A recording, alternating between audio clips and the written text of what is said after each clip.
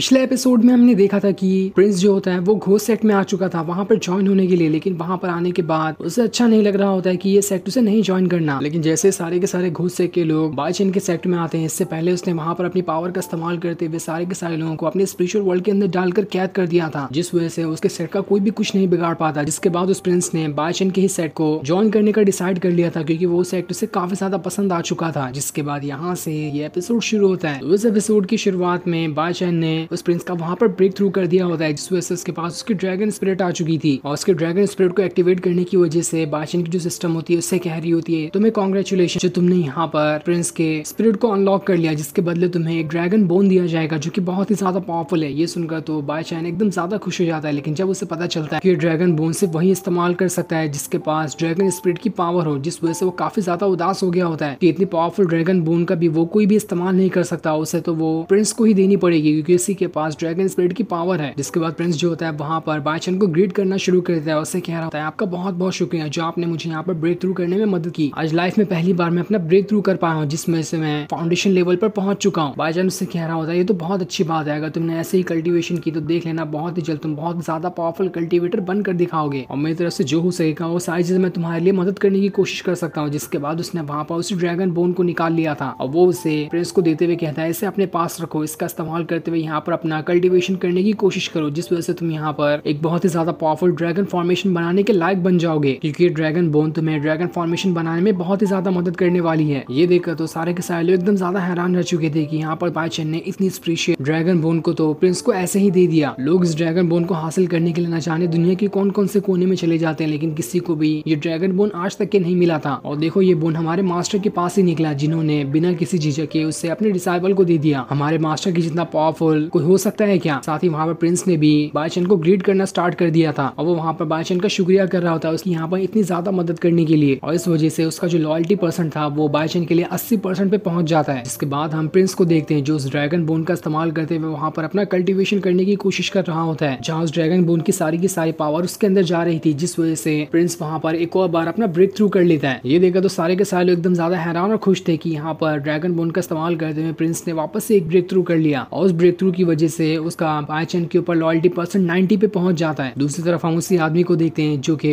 Prince के sect वाला बंदा होता है, वो वहाँ पर जो एम्पायर है उन्हें सारी बात बताता है कि आगे क्या करना चाहिए। उसे वहाँ पर भविष्य का एक विजन आता है, जहाँ उसने ये देखा था कि आगे चलकर प्रिंस ड्रैगन एम्पायर बनने वाला है जो कि बहुत ही ज्यादा पावरफुल होगा, और तब जाकर तो कोई भी उसका मुकाबला नहीं कर पाएगा। ये देखकर तो वो आदमी भी हैरान रह गया होता है कि आखिर प्रिंस ऐसी कौन सी जगह पर चले गए जहाँ पर उनकी कल्टीवेशन पावर इतनी ज्यादा बढ़ती जा रही है। ऐसा ही रहा तो जैसा मैंने विजन देखा है वो दिन दूर नहीं जब प्रिंस ड्रैगन एम्पायर बन के दिखाएंगे। दूसरी तरफ हम बाईचेन को देखते हैं जो तालाब के अंदर मछलियां पकड़ रहा होता है, जहाँ उसे बहुत ही ज्यादा भूख भी लगी थी। जैसे वो वहाँ पर खाना खाने वाला होता है, इससे पहले वहाँ पर सारे के सारे डिसाइपल आ जाते हैं, इसलिए बाईचेन अपने खाने को वहाँ पर छुपा देता है क्योंकि उसके सारे के सारे डिसाइपल काफी टाइम से भूखे थे, और अगर यहाँ पे बैठ के अकेले बाईचेन खाना खाएगा तो उसके डिसाइपल को तो बुरा ही लगेगा। इसलिए वहाँ पर जो सारे के सारे डिसाइपल आए होते हैं वो बाईचेन से कह रहे होते हैं हमने काफी टाइम से कुछ नहीं खाया, क्या हमारे सेट में कुछ खाने के लिए है ताकि उसे खाकर हम अपनी भूख मिटा सके। जिस पर बाईचेन जो होता है वो उनसे भी से कह रहा होता है हाल फिलहाल तो मेरे पास खाने के लिए कोई चीज नहीं है, लेकिन हाँ तुम एक काम कर सकते हो, मेरे स्पिरिचुअल वर्ल्ड के अंदर जाओ और वहाँ पर घोस्ट सेट के जितने भी वेपन होंगे उन सभी को उठा ला, उससे हम यहाँ से दूर जो एक गाँव बसा है उसके अंदर जाकर बेचकर वहाँ से कुछ खाने पीने की चीजें खरीद लेंगे, क्योंकि घोस्ट सेट के सारे लोग तो वहाँ पर जाकर मारे जा चुके हैं और उनके वेपन वगैरह वहीं पर होंगे। जो सुनकर तो सारे के सारे लोग हैरान रह जाते हैं, लेकिन उनके पास दूसरा कोई चारा भी नहीं था, इसलिए वो बाईचेन के स्पिरिचुअल वर्ल्ड के अंदर जाकर सारा का सारा वेपन निकाल लिए होते हैं और वो सभी उन्हें अपनी पीठ पे लाद कर वहाँ से नजदीकी गाँव की तरफ बढ़ना शुरू कर देते हैं, जहाँ वो 2 दिन से चल रहे थे, लेकिन अभी तक उन्हें वो गाँव नहीं मिला होता है। ये देखकर तो प्रिंस बाईचेन से कह रहा होता है आपके पास तो उड़ने वाली पावर होगी ना, क्यों ना आप उसका इस्तेमाल करो, जिसकी मदद से तो हम बहुत ही जल्द उस गाँव में पहुंच जाएंगे, क्योंकि ये सारे के सारे वेपन बहुत ही ज्यादा भारी हैं जिससे हम ज्यादा देर तक नहीं उठा सकते। लेकिन बाईचेन के पास तो असल में उड़ने वाली कोई पावर थी ही नहीं, इसलिए वो वहाँ पर बहाना बनाना शुरू कर देता है। वो उनसे कहता है ऊपर वाले ने जमीन आखिर बनाई किस लिए है, हमारे चलने के लिए ही बनाई है ना, तो हम यहाँ पर उड़े क्यों। बंदे को डाउन टू अर्थ होना चाहिए, यानी कि उसे जमीन पे ही चलते रहना चाहिए, उड़ने की क्या ही जरूरत है। ये सुनकर तो दोनों बेचारे डिसाइपल को दोबारा से सारा का सारा बोझ उठाए आगे बढ़ना पड़ता है। जिसके बाद वो सभी वहाँ से उस गाँव में आ चुके थे। जहाँ आने के बाद बाईचेन सोच रहा होता है कि मैं यहाँ पर आकर क्या चीज खाऊंगा, तब उसे वहाँ पर जूशेन नाम का एक डिसाइपल दिखाई देता है जो कि जमीन पे गिरा हुआ था, क्योंकि उसकी वहाँ पर हड्डियां टूट चुकी थी। ये देखकर बाईचेन की जो सिस्टम होती है उससे कह रही होती है ये तुम्हारे सेट का डिसाइपल बनने के लिए बिल्कुल लायक है, इससे अपने सेट के शामिल कर लो। बाईचेन जब उस डिसाइपल का वहाँ पर बायोडाटा देखता है तो वो एकदम ज्यादा हैरान रह चुका था कि इसके पास तो सुप्रीम बॉडी है जो कल्टीवेशन करने में बहुत ही ज्यादा आगे चलकर पावरफुल पावरफुल होने वाली है, इसलिए वो उसे अपने सेट का शामिल करने के लिए मान जाता है और वहाँ पर वो उसे उठाने की कोशिश कर रहा होता है क्योंकि जूशन जो था वो वहाँ पर गिर के बेहोश हो गया होता है। अब वहाँ पर कुछ सिपाही आते हैं जो सभी